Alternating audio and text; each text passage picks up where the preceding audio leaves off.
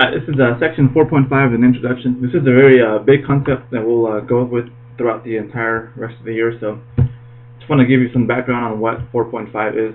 You don't have to take notes. You can just kind of watch and pick up on what we'll be doing. Before we got to 4.5, there were no compositions. There weren't any like functions inside other functions. Basically, there wasn't a chain rule equivalent of antiderivatives. So for these, I can just find antiderivatives term by term. I can just apply the power rule. So this would be x to the third over 3 plus 3x squared over 2. Antiderivative of negative 5 is negative 5x plus c. Now, one way I could always check my answer is if I took the derivative of my answer. If I take this derivative, I should get back what I started with. So if I take this derivative, it's going to be the power rule again, 3x squared over 3 plus 3 times 2x over 2. The derivative of negative 5x is just negative 5. The derivative of this constant is 0. When I reduce this and simplify, I get back x squared plus 3x minus 5. And there you can see that this is the same as what I began with, so this over here is the correct antiderivative. And for the sine function, again, I could just find the antiderivative of that, which is going to be negative cosine of x plus c. And if I take the derivative of negative cosine, I end up back with sine. Now with 4.5, I have something called the composition, which we talked about when we did the chain rule. That's when you have a function inside another function.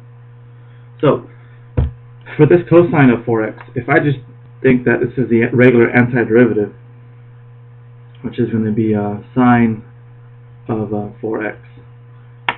When I go to find my derivative to check, get the plus c.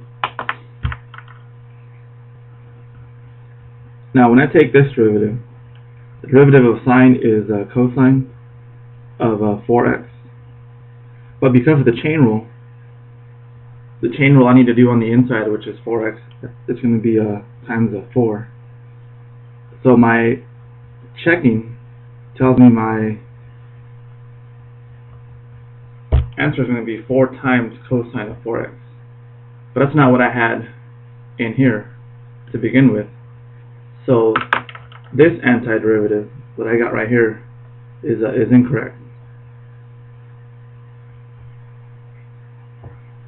Because if I take the derivative of what I think my answer is, I don't get back what I have to begin with. So this is incorrect. I can't just do what I just did over here.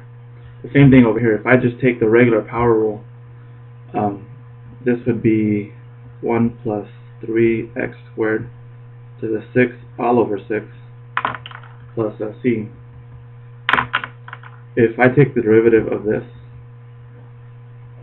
it's going to be the power rule says 6 drops out in front, 1 plus 3x squared to the 5th all over 6 times the derivative of the inside is going to be 6x.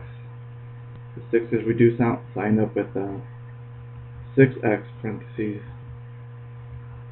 1 plus 3x squared to the 5th power. But notice the initial problem didn't have this 6, so that means that this is incorrect.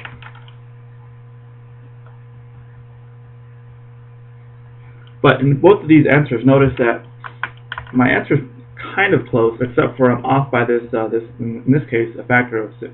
Because I have this x on the outside, I have this parenthesis to the 5th power, but I don't have this extra 6.